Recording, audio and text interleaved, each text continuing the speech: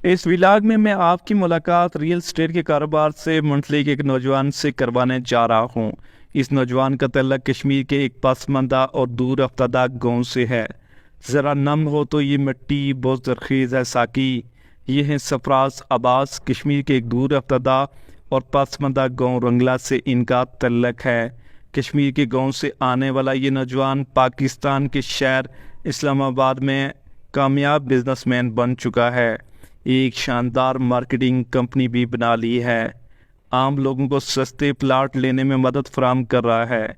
आज हम इस व्लॉग में आपको ये भी बताएंगे कि आप किस तरह सस्ता प्लाट हासिल कर सकते हैं और प्लाट लेने में किन किन बातों को मद्देनज़र रखना ज़रूरी होता है। अस्सलाम वालेकुम, मैं हूं आपके साथ राजा माजिद अनवर और आज मेरे साथ मौजूद हैं सरफराज अब्बास और इनका तल्लक है रंगला से और बड़े ही एक पसमंदा दूर अफ्तादा गांव से इनका तल्लक है। वहां से ये पाकिस्तान के शहर इस्लामाबाद आए और यहाँ पे आके इन्होंने मुख्तलिफ नोयत के जो कारोबार हैं वो शुरू किए। आपका ये सफ़र कैसा रहा, कहाँ से स्टार्ट हुआ, किस तरह यहाँ तक पहुँचे? जिंदगी के आगाज से लेके मौत तक मैं ये समझता हूँ कि अगर देखा जाए तो हमें किसी मकसद के लिए पैदा किया गया है। एक जिद्दोजहद भी डाल दी गई है ज़िंदगी में कि आपने अपना भी पेट पालना है, बच्चों का भी पालना है और बाकी जो है जो कुछ जिम्मेदारियां लगाई गई हैं बीइंग अ मुस्लिम, तो उनको भी ऐसा तरीके से निभाना है। तो ये सारा सिलसिला ही जिद्दोजहद से है। इस सफ़र का आगाज़ यकीनन मसाइल तो होते हैं।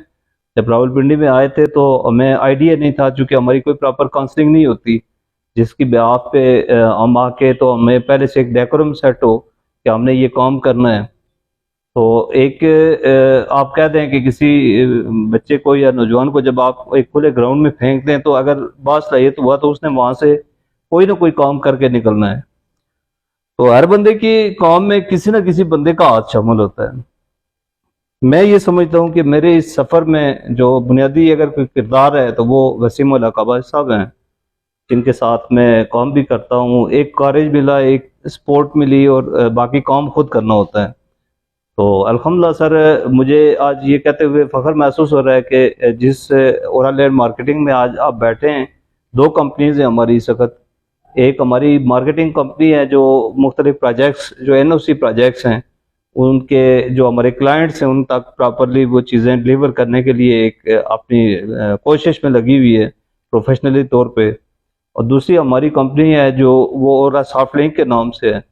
बुनियादी तौर पे इस वक्त आप देखें कि पूरी दुनिया एक मैं ये समझता हूँ कि डिजिटल हो चुकी है, ग्लोबल, बिल्कुल ऐसा ही है। और तमाम प्रोडक्ट्स और तमाम जितनी भी अपॉर्चुनिटीज़ हैं, लोग टाइम वेस्टिंग से बचने के लिए, अपना टाइम बचाने के लिए जदीद दुनिया की तरफ जो है वो कदम रख चुके हैं। हम वो के बहुत पीछे हैं बड़े सगीर और बिलखसूस पाकिस्तान में पसमानदा इलाके में हम रहते हुए शायद उन चीज़ों से उतना फ़ायदा ना उठा सके जितना बाकी दुनिया के लोगों ने उठाया है।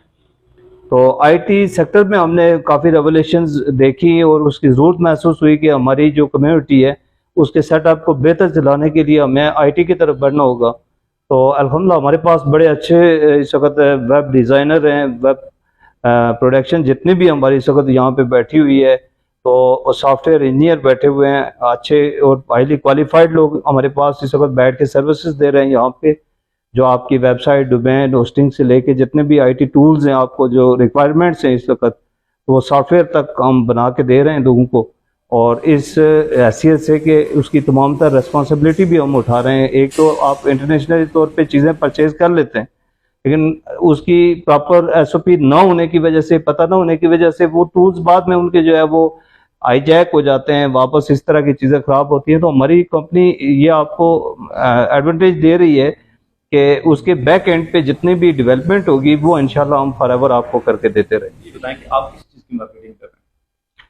देखें, बुनियादी तौर पे मार्केटिंग जो है इस वक्त हम जो रियल एस्टेट मार्केटिंग के ऊपर काम कर रहे हैं उसमें हमारे एक तो ये है कि लैंड के हवाले से हमारे काम है कि आया इंस्टॉलमेंट प्लान पे हमारे जो एनओसी प्रोजेक्ट्स हैं उनके प्लॉट सेल कर रहे हैं। जिस तरह एक सिस्टर कंपनी के तौर पे टाउन 21 हाउसिंग प्रोजेक्ट है, उसके ऊपर भी हम काम कर रहे हैं। और इसके अलावा भी हमें आई राइज और इस सेक्टर में जो है वो हमारे पास प्लॉट्स अवेल हैं और उसके ऊपर प्रॉपर कंसल्टेंसी भी कर रहे हैं और वो चीज़ें प्रोडक्ट जो है वो डिलीवर करने तक की रिस्पॉन्सिबिलिटी भी हम उठा रहे हैं। किस तरीके से एक बंदा सही जगह पे प्लाट खरीद सकता है?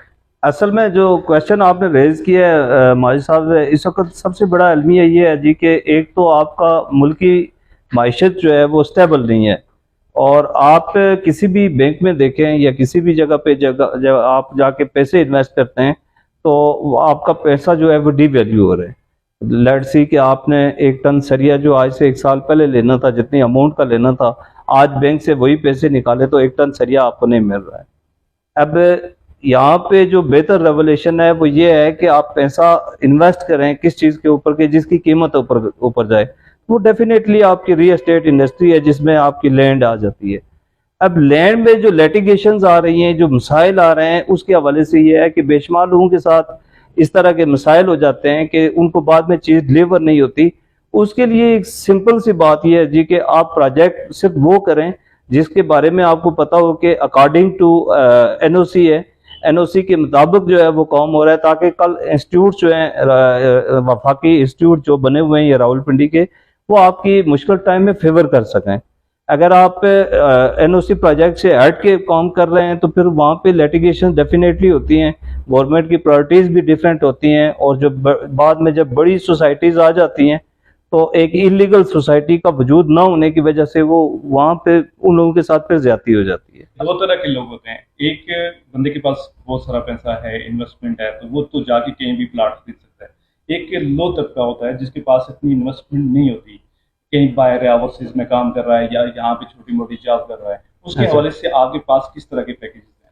देखिए माई साहब, एक तो ये है ना कि फेजेज हैं, प्रोजेक्ट के फेजेज होते हैं बेसिकली, और आप ये देखें कि एक प्रोजेक्ट है जिसकी एनओसी हो चुकी है, लेट्स सी कि आप किसी इस्लामाबाद की निजी सोसाइटी को उठा के देख लें, तो आफ्टर द एनओसी उसकी सिचुएशन ये होती है कि उसके रेट्स, चूंकि उसके ऊपर जो है वो बहुत बड़ी एक वेस्टेज आ जाती है, और अकॉर्डिंग टू एसओपी जो है उसकी जो वेस्टेज और वो सारी निकालने के बाद वो बहुत कॉस्टली हो जाता है, तो एक आम आदमी की खरीद से बाहर हो जाता है।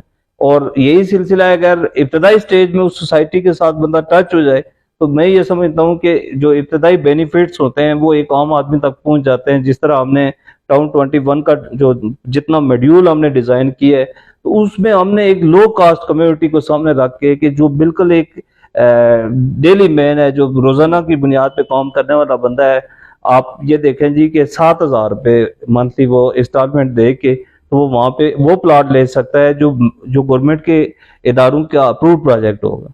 तो मैं समझता हूँ कि इससे ज्यादा बेहतरीन अपॉर्चुनिटी कोई नहीं है। कौन से जो मुतवस्सित तबके के लोग हैं, बाकी जो ऑप्शन आपने पूछी ना कि जो इन्वेस्टर्स हैं, देखें इन्वेस्टर्स के पास जब पैसे होते हैं तो उसके लिए ऑप्शंस भी बहुत होती है।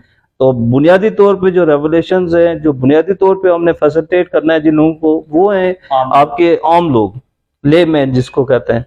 तो उनके लिए मैं ये रिकमेंड करूंगा कि आप आए, बाकी प्रोजेक्ट भी देखें। अगर हमारा प्रोजेक्ट्स बिल्कुल जो है वो अकॉर्डिंग टू एलओपी होगा डिपार्टमेंट से, जो है हमारी वेबसाइट को आप विजिट करेंगे जिस इदारे के अंदर हम काम कर रहे हैं, तो आपको अगर वहाँ पे नजर आता है कि हमारा प्रोजेक्ट एग्जिस्ट कर रहा है वहाँ पे, तो यकीनन मैं ये समझता हूँ कि इससे बेहतरीन अपॉर्चुनिटी कोई नहीं। हर बंदे का ये ख्वाब होता है कि वो इस्लामाबाद रावलपिंडी की प्राइम लोकेशन में सस्ते से सस्ता तरीन प्लाट ले, तो क्या गुर है सस्ता प्लाट लेने का?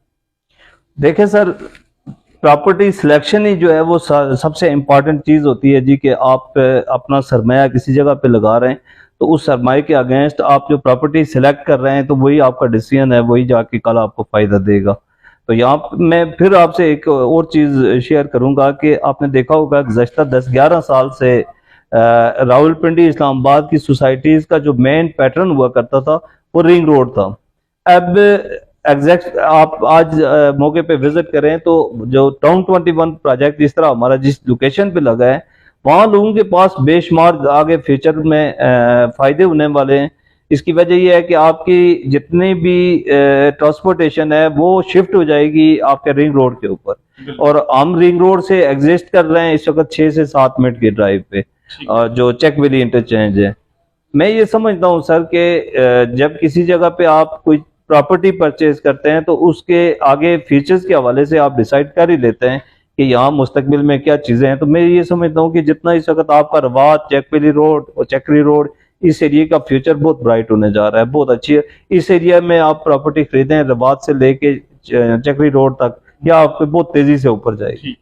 एक प्लाट खरीदने के लिए किन किन चीज़ों को मद्देनजर रखना चाहिए कि आप कोई भी, मैं सपोज करते हैं मैं प्लाट खरीदने जा रहा हूँ, तो मुझे ऐसी क्या चीज़ें मद्देनजर रखनी चाहिए कि कल मुझे कोई परेशानी ना हो? देखिए, बुनियादी तौर पे कोई चीज़ आप जब परचेज करते हैं तो उसकी डायमेंशन को सामने रखते हुए जब आप उसकी मालियत देखते हैं, फर्ज कर लेते हैं कि यहाँ पे दो सेक्टर इन्वॉल्व होते हैं। एक तो आपका कैश सेक्टर आ गया, दूसरा आपका इंस्टॉलमेंट सेक्टर आ गया। वहाँ भी देखा ये जाता है कि कौन सी चीज़, चूंकि क्लाइंट कोई भी होगा या इन्वेस्टर कोई भी होगा, वो हमेशा उसके प्रायोरिटीज में बेनिफिट्स होंगे कि मुझे चीज़ कम पैसों में मिले और कल उसकी मालियत बढ़ती जाए। तो उस हवाले से मैं ये मशवरा दूंगा कि जब भी कोई क्लाइंट कोई चीज़ परचेज करने जाता है तो उसकी जो डॉक्यूमेंटेशंस हैं, जो उसके लवाजमात हैं, वो लाजमी चेक किया करें। क्योंकि अक्सर गलती, सेलर तो डेफिनेटली अपने फायदे के लिए काम कर रहा होता है, जो बायर है वो भी इमोशनली तौर पे कहता है जी कि ये तो मेरे जानने वाले हैं, ये कुछ ऐसा नहीं होगा, तो आप मेरे पास जब आएंगे तो आप मुझे डेफिनेटली जानते हैं मेरी शख्सियत के हवाले से, लेकिन आप मेरे प्रोजेक्ट के हवाले से मुझसे पूरी उसकी डॉक्यूमेंटेशन स्टडी करेंगे, चेक करेंगे और उसकी अकाउंटेबिलिटी करके जब लेंगे तो आपको फायदा होगा उसका।